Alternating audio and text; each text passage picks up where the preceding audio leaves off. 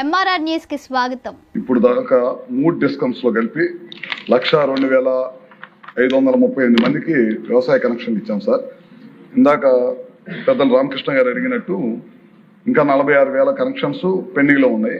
ఇవన్నిట్లో కూడా వ్యవసాయ సీజన్ ఉంది కాబట్టి కొద్దిగా స్లో అయింది. వ్యవసాయ సీజన్ అయిపోయిన తర్వాత ఇమీడియట్ కూడా వాటిని టేకప్ చేసి ఈ 46,000 కనెక్షన్స్ మళ్ళీ వ్యవసాయ సీజన్ స్టార్ట్ అయ్యే లోపల రైతులకు అందిస్తామని చెప్పి మీ ద్వారా సభ్యులకు తెలియజేస్తా ఉన్నాం సార్.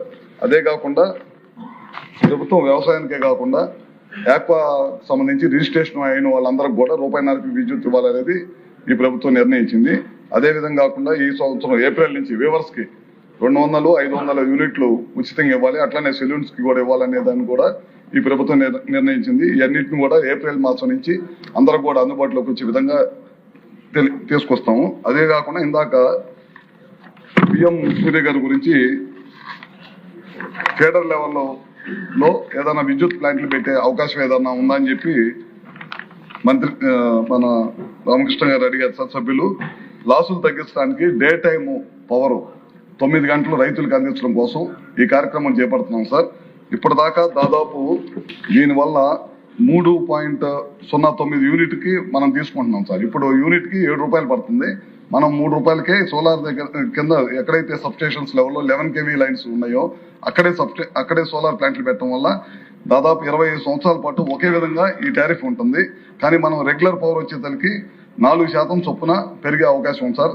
తద్వారా చాలా ఆదాయం అవుతుంది. ఇప్పుడు డిస్కమ్స్ వారిగా యాన్యువల్ గా 220 మెగావాట్లు 140 కోట్లు ఆదా అవుతుంది సార్. దీనివల్ల ప్లాంట్లు పెట్టడం వల్ల, సోలార్ ప్లాంట్లు ఫీడర్ లెవెల్లో పెట్టడం వల్ల, అట్లానే 476 కోట్లు మొత్తం మీద మూడు డిస్కమ్స్ మీద ఇంత పెద్ద ఎత్తున ఆదా అవుతుంది సార్.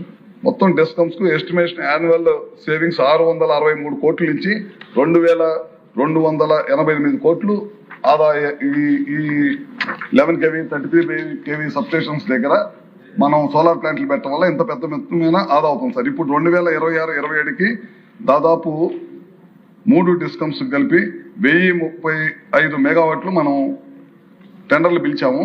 ఈ సమ్మర్ లో వాటిని కూడా భూసేకరణ జరుగుతుంది. వాటిని కూడా ఈ సమ్మర్ లో స్టార్ట్ చేసి మొత్తం కూడా పూర్తి చేస్తాం సార్. ఇంకా 2028, 2028, 29కి 2029-30కి ఇంకా 4,000 మెగావాట్లు లక్ష్యంగా ఈ ప్రభుత్వం పనిచేస్తాం సార్. ఇవన్నీ కనుక చేస్తే కనుక వ్యవసాయ రంగం నాణ్యమైన విద్యుత్తుని డే టైం లాసులు తగ్గించుకుంటూ అదేవిధంగా 9 గంటలు వ్యవసాయదారులకి పగలపోటే వ్యవసాయదారులకు విద్యుత్ ఇవ్వడానికి ఉపయోగపడుతుంది సార్.